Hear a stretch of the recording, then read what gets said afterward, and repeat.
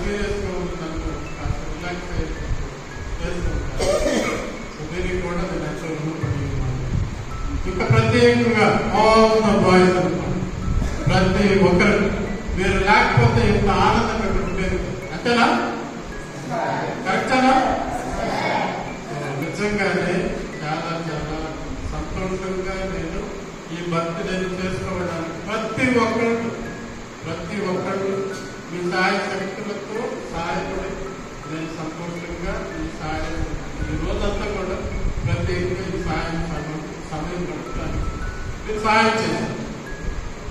మీ డాన్సులు కావచ్చు, ఇంకా ఎంసీ చేసిన పిల్లలు కావచ్చు, ఇంకా మెసేజ్ కావచ్చు, అన్ని కూడా పాటలు కావచ్చు, అన్ని కూడా ప్రతిదీ కూడా చాలా అర్థవంతంగా చేశారు. ఎన్నో రోజులు దీనికోసం మీరు మీ యొక్క కాలక్షేపాలను కూడా మానుకొని చాలా తర్కీరుతో ప్రత్యేకంగా ఈ సమయంలో మనము మన డాన్స్ మాస్టర్ మహేష్ని కూడా గుర్తిస్తున్నాం. ఆయన కూడా ప్రత్యేకంగా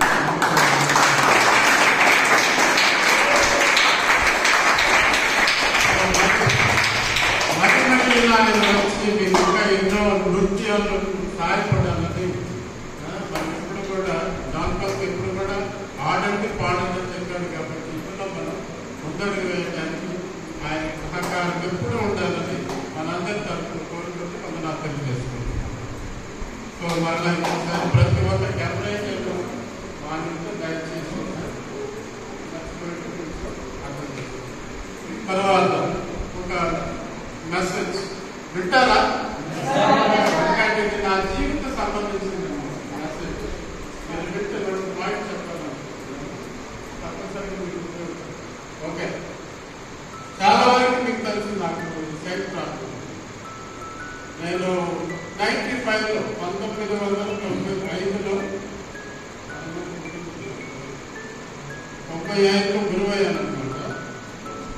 దాదాపు 7 సంవత్సరాలు నాకు ప్రాబ్లం బాగానే ఉన్నాను. యాక్చువల్లీ 2వ వాల్యూమ్ 2002లో అప్పుడు కూడా నాకు ప్రాబ్లం లేదు. కానీ తర్వాత వాల్యూమ్ రిలీజ్ తర్వాత ఒకరోజు నేను హోలికి రాస్తాను వెళ్తాను పాత సడన్గా ఒకరోజు నేను చదవలేకపోయాను. తర్వాత ఏమైతే బాగుంది హాస్పిటల్స్ అక్కడ చాలా హాస్పిటల్స్ ఉన్నాయి. ప్రసాద్ హాస్పిటల్, అరవిందో హాస్పిటల్, ఇంకా చెన్నై స్పెషల్ హాస్పిటల్స్ అన్నిటికీ తిరిగాను. కానీ అందరూ కూడా చెప్తుంది ఏంటంటే టైం పడుతుంది. సో అప్పుడు స్టార్ట్ అయిందనమాట. అప్పుడు నాలో ఒక ఆలోచన, ఇంతటి సమస్య వచ్చిందే, నా పరిస్థితి భయం. తర్వాత నేను ఆలోచించడం ప్రారంభించాను. ఇది మీరు గమనించాలి. ఇంత పెద్ద సమస్య వచ్చింది, ఏం చేయాలి, నా భవిష్యత్తు ఏంటి అని ఆలోచిస్తూ ఉన్నప్పుడు నాకు వచ్చిన తలంపు ఏంటంటే, నేను గురువు అవ్వడానికి ముందు ఈ సమస్య కలిసింటే నేను గురువు అయ్యేవాడిని కాదు. ఎవరు నన్ను ప్రమోట్ చేయరు. గురువు అయిన తర్వాత 7 సంవత్సరాల తర్వాత సమస్య వచ్చిందంటే అందులో ఏదో దేవుడు ఏదో దాని ద్వారా నాకు ఏదో మెసేజ్ ఇవ్వాలనుకుంటున్నాడని కూర్చొని ఆలోచిస్తూ ఉంటే తర్వాతనే దేవుడు నాకు ఇచ్చిన ప్రేరణ ఏంటంటే, ఈ చిన్న దొంగ ద్వారా నేను చాలా అద్భుతాలు చేయాలని ప్రయత్నం చేస్తున్నాను, చాలా మంచిని చేయాలని అనుకుంటూ ఉన్నానని నేను యాక్చువల్లీ 2వ వాల్యూమ్తో ఆపేయాలనుకున్నాను నడుస్తున్నాను. కానీ ఈ సమస్య ఉన్నప్పటికీ కూడా 12వ వాల్యూమ్కి చేరుకుంటూ ఉన్నాను. అది నిజంగానే నా దేవుని దయ. ఎందుకు చెప్తున్నానంటే అందరూ బాగా వినాలి. పిల్లలు మీకోసం చెప్తున్నాను. ఏదో నేను చెప్తే పెద్దవాళ్ళకి నాకు సానుభూతి కలిగింది వాళ్ళు అంటుందిగా. మీకు ఎందుకు చెప్తున్నానంటే మీరు కూడా అనుకోవచ్చు, అయ్యో నా పరిస్థితి కొంతమందికి తల్లిదండ్రులు లేకపోవచ్చు, కొంతమందికి పరిస్థితులు బాగలేకపోవచ్చు, కొంతమంది చాలా పేదవాళ్ళుగా ఉన్నామని ఆలోచన ఉండొచ్చు, కొంతమందికి నాలో కొన్ని సమస్యలు కూడా ఉండొచ్చు ఆరోగ్యంలో. కానీ వాటి ద్వారానే దేవుడు మిమ్మల్ని అందరినీ కూడా హెచ్చించాలని అనుకుంటూ ఉన్నాడు. కాబట్టి మీరు ఎప్పుడు కూడా నిరుత్సాహపడకూడదు. కానీ మీలో ఉండాల్సింది ఏమిటంటే ధ్యేయం అనేది ఉండాలి, ఆశ అనేది ఉండాలి. తప్పనిసరిగా నేను సాధిస్తానని ఆ పట్టుదల కానీ ఉంటే నిజంగానే మీరు ఏదైనా పూర్తి చేస్తున్నానో మీరు ఇంకా రెట్టింపులుగా మూడంతలుగా చేయగలరు. కాబట్టి సమస్య ఏదైనా వచ్చినప్పుడు నిరుత్సాహపడదు. దాని ద్వారా ఇంకా ముందుకు వెళ్ళడానికి ప్రయత్నం చేయాలి. రెండవది ఏమిటంటే, నేను ప్రణతలో మొదటి 2 భాగం చేసినప్పుడు వరకు అందరూ నాకు అన్ని చప్పట్లు ఎక్కడికి చూసినా అందరూ పొగడతలే. సో తర్వాత ఏమైందో ఇంకా నాకు ఇచ్చిన వాడు ఎవరు లేడు అనుకున్నాను. నా ఫీలింగ్ వచ్చేసింది, చాలా గ్రేట్ అనుకున్నాను. తర్వాత ఏమైంది, 3 వాళ్ళు ఫ్లాప్ అయింది అనమాట.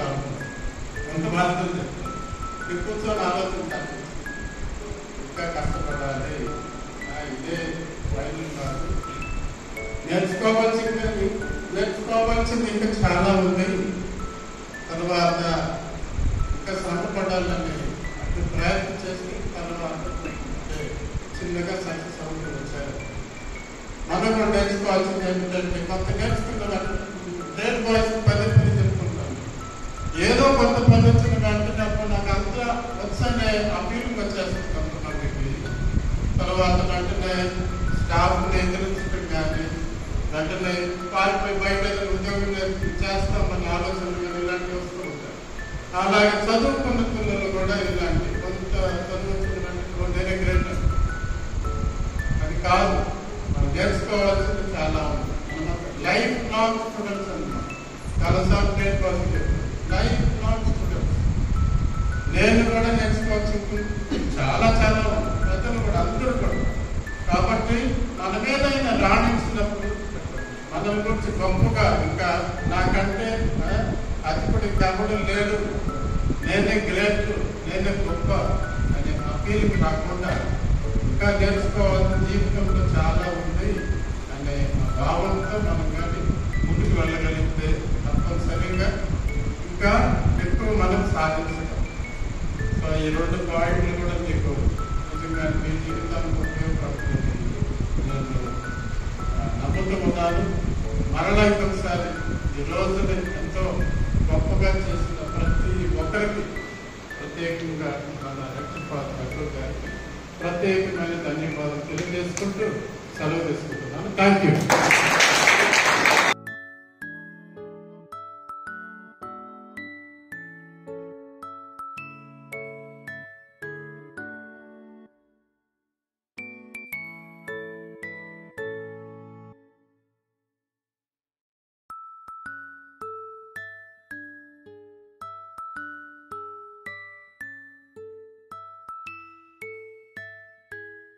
ఈ వీడియో కానీ మీకు నచ్చినట్టయితే లైక్ చేయండి, అలాగే సబ్స్క్రైబ్ చేయండి.